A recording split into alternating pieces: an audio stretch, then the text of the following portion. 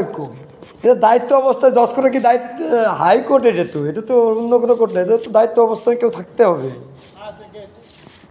এটা একটা কথা হলো নাকি? আমি এমার্জেন্সি খাম নিয়ে এসে যদি বাইরের রাষ্ট্রেতে এসে এরকম খাম নিয়ে দাঁড়ায় থাকতে হবে বাংলাদেশে হাইকোর্টে এসে, তাহলে এটা দেখায় কীরকম? এটা কি ভালো দেখায়?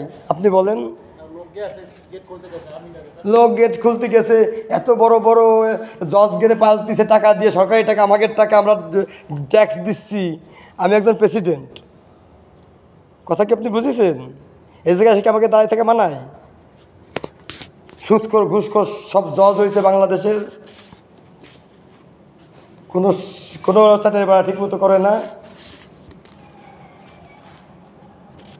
আবার ডক্টর ইউনিভার্সিটি দিচ্ছে চেয়ার, জজের কেটে উচিত ছিল ডক্টর ইউনিভার্সিটি চেয়ার দেয়। এক রাত্রি সমন্বয় সেট করা 5 আগস্টে এক রাত্রি সমন্বয় বানাই ফেলেছে।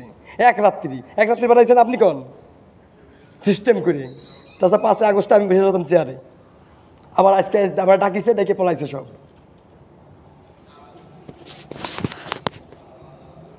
আবার এই পাশে মিস্টার ওয়াকারুজ্জামান দিতে আমার মার্ডার করে লাইন করতেছে,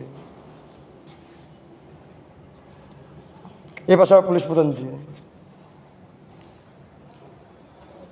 আচ্ছা, ওই যে ওনারা নাকি আসতেছে,